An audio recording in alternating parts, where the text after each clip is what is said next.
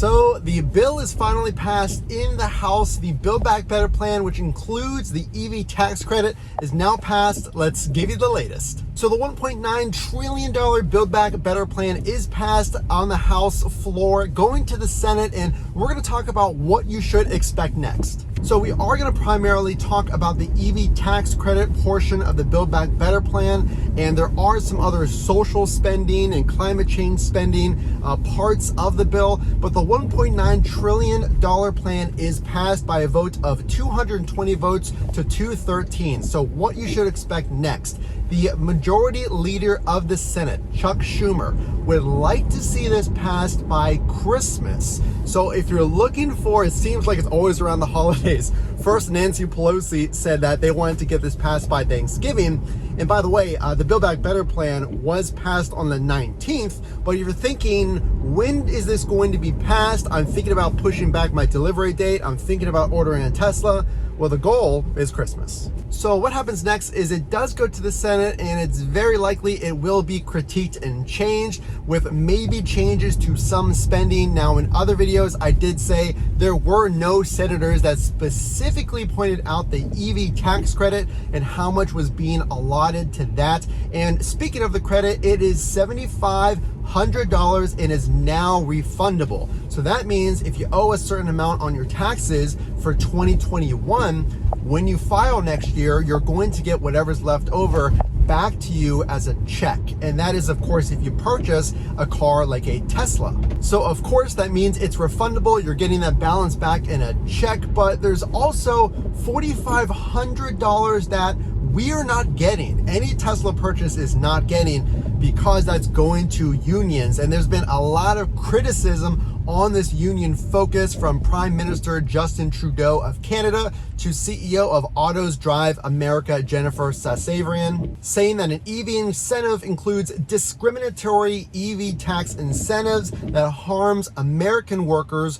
choosing not to unionize. So my take on this is, of course, the President of the United States is going to back some of the founding manufacturers of this country, being the big three, GM, Chrysler, and Ford. But there's another side of the story that nobody wants to acknowledge. So my real take on this is the President of the United States, President Biden, is going to back the big three, Ford, Chrysler, and GM, because those are traditional United States manufacturing at its finest. That's the traditional manufacturers. But the new reality is that Tesla has really gotten the entire world excited about EVs. And President Biden said whenever he visited GM recently that GM led the charge of EVs in the United States, when frankly, Tesla's been doing it for years. But we can't really argue this. I mean, we only have so much say as citizens and voters here in the United States. Yes, it really is discriminatory because you're giving extra incentive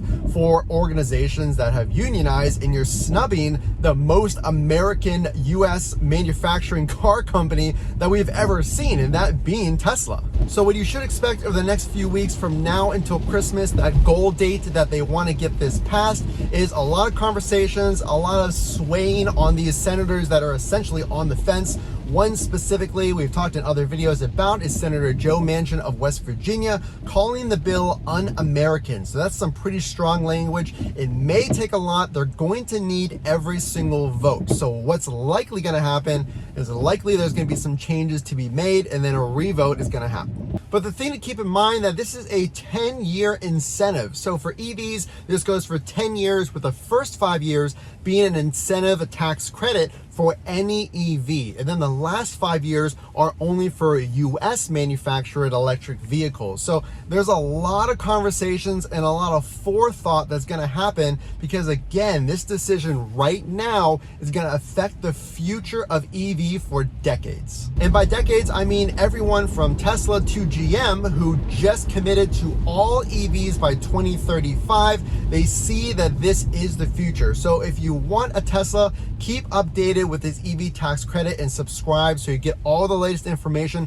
so you know when to order your car and when you're going to see that money. What I can tell you is I have yet to talk to a Tesla owner that has buyer's remorse. So keep updated with all that information so you can make the best decision. Again, this is Matt from Frunk to Trunk. If you do like this update, make sure to drop a like so that I know that you enjoyed it, and subscribe to get the latest information, and we'll see you in the next one.